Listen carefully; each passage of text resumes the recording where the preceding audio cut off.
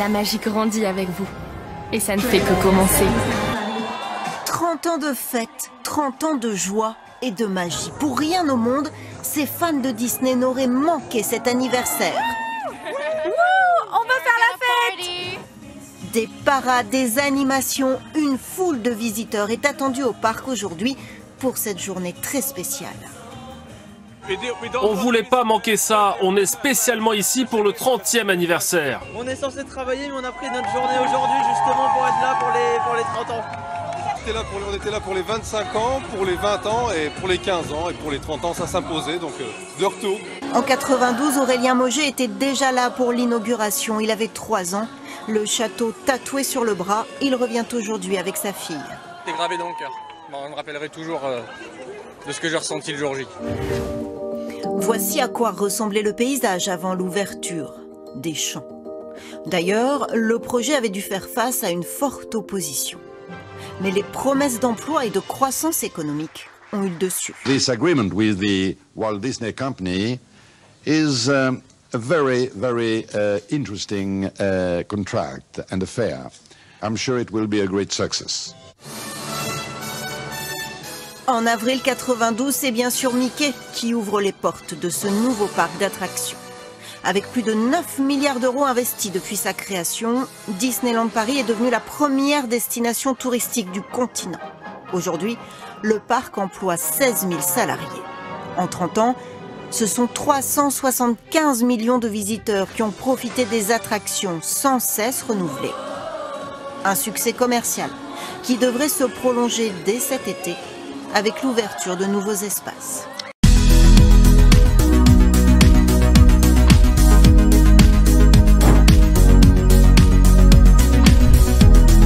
Alors nous nous trouvons sur Main Street USA qui a été designé sur la ville de Marceline dans le Missouri qui est une ville dans laquelle Walt Disney a grandi. Donc on est invité en fin de compte à se replonger dans l'Amérique de Walt quand il était enfant.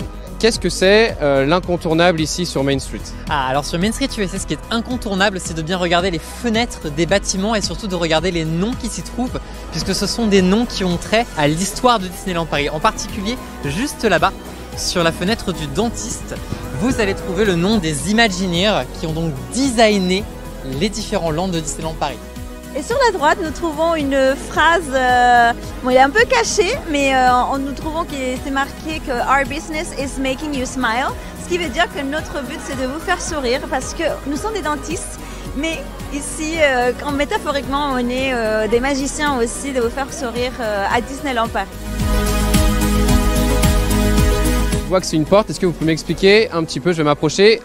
Je vois Casting Agency, qu'est-ce que c'est que cette porte? Alors cette petite porte, c'est un hommage à tous les cast members de Disneyland Paris. C'est une porte de casting qui vous invite donc à passer vous-même le casting et à rejoindre la grande troupe des cast members, les employés de Disneyland Paris. Et il y a une citation dessus de Walt Disney. It takes people to make the dream a reality. Il faut des hommes et des femmes pour faire du rêve une réalité. Et c'est ce que nos cast members réalisent au quotidien. Là, ce qu'on voit derrière, du coup, c'est le château, le fameux, celui qu'on voit en rentrant dans le parc. Ce qu'on ne sait pas forcément, c'est qu'il abrite lui aussi ses petits secrets. Est-ce que vous pouvez m'expliquer un petit peu ce qui fait les particularités de ce château? Il y a énormément de choses qui font sa particularité. La première, c'est que ce château, en fait, il va s'inspirer de beaucoup d'autres châteaux français. Par exemple, sa silhouette sur un piton rocheux, c'est le Mont Saint-Michel. Les petits toits en damier, les Hospices de Beaune. Et de l'autre côté, avec la coupole, on retrouve le château de Chambord. Donc énormément d'inspiration et d'autres petites anecdotes fun fact. Oui, tout à fait. Par exemple, le château, il est peint de 14 nuances de rose. Plus on regarde vers le haut, plus les nuances sont claires pour nous donner cette silhouette élancée et très élevée. Puis en plus, par exemple, c'est les seuls châteaux que nous trouvons dans les parcs Disney qui abritent aussi un dragon. Encore plus de détails sur notre château de la Belle au Bois dormant. Par exemple, est-ce que vous saviez qu'on a eu besoin de plus de 7 km d'ardoise pour pouvoir créer les 19 900 tuiles qui sont sur les tourelles du château? Autre petit fun fact très intéressant, si vous regardez bien sur les tourelles qui sont recouvertes de feuilles d'or, vous allez trouver des petits escargots. Et bien ces escargots, ils vont vers le haut, ils s'enfuient des cuisines françaises du château de la Belle au Bois dormant. Encore un autre détail très curieux, c'est que dans une des tourelles, vous trouverez un coffre qui contient plusieurs milliers de messages de tous les cast members, dont les employés de Disneyland Paris. Ce sont des messages qui ont été laissés lors de la rénovation du château il n'y a pas longtemps. et c'était un moment très exceptionnel pour nous tous. Alors peu de personnes le remarquent, mais sur l'une des sorties du château, vous allez pouvoir retrouver un blason.